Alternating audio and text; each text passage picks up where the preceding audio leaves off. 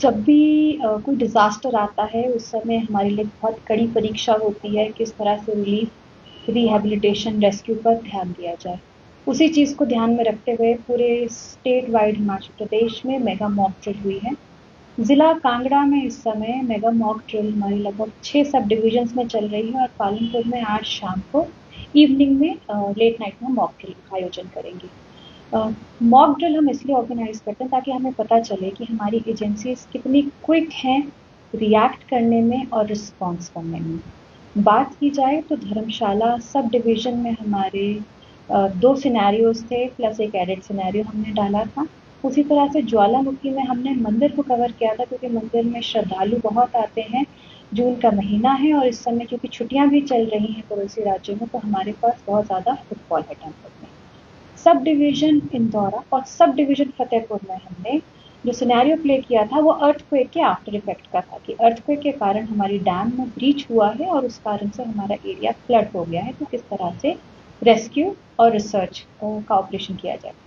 इसके अतिरिक्त शाहपुर में हमारी आईटीआई में बच्चों के फंसने का हमने मॉक सिनेरियो प्ले किया था और नगरोटा बगवा में जो हमारा राजीव गांधी इंजीनियरिंग कॉलेज है वहाँ पर भी स्टूडेंट्स और फैकल्टी ट्रैक हुए हैं।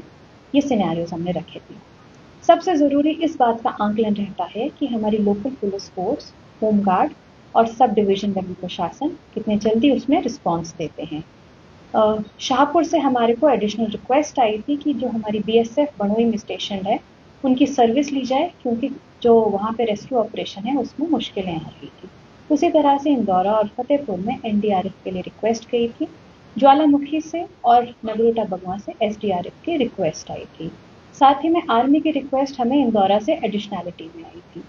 तो जब हम असल में ये ड्रिल्स करते हैं हमें पता चलता है कि क्या गैप्स हैं, कोऑर्डिनेशन में क्या क्या कमियां हैं और उसको कैसे पूरा किया जाए। 7 सब डिविजन्स में निर्धारित की गई है जिसमें से 6 सब डिविजन्स में अभी मॉर्निंग में ड्रिल हुई है। पालमपुर सब डिविजन में शाम को 7 बजे ये ड्रिल की जाएगी। कांगड़ा जिला इस समय अगर हम अनुमानित आकलन करें पॉपुलेशन का 16.5 लाख है जो हमारे पास आंकड़े हैं। अगर 8.0 रिक्टर स्केल पर अर्थक्वेक मापा जाता है तो मिनिमम हमारे पास जो कैजुअलिटीज रहेंगी, डेथ्स रहेंगी, वो 5,000 एंड अबव रहेंगी। इंजर्ड लोग जो माइनर इंजरीज वाले होंगे वो 12 से 15,000 रहेंगे और लगभग 2.5 से 3 लाख लोग जो हैं उनको हमें रिलीफ कैंप्स में स्टे करवाना पड़ेगा। साथ ही में अगर हम देखें तो धर्मशाला का मैक्लोडगंज और धर्मकोट एरिया ऐसा क्षेत्र है जहाँ पे विदेशी पॉपुलेशन भी बहुत है, हमारे फॉरेन टूरिस्ट बहुत आते हैं, तो उनको किस तरह से रेस्क्यू किया जाएगा और किस तरह से उनको रिलीफ और बाद में एड्स दी जाएंगी। साथ ही में हम इस बात का भी आंकलन कर रहे हैं कि ऐसा कोई डिजास्टर होता है तो हमारे पास फॉरेन से भी एजेंसीज आएंगे जो यहाँ पे हमारी हेल्प करना चाहेंगी सर्च एंड रेस्क्यू में या बाद में एड देने में। तो उन चीज़ों का आंकलन किया गया है, कहाँ रिलीफ कैंप बनेंगे, किस तरह से लोगों को फैसिलिटेट किया जाएगा।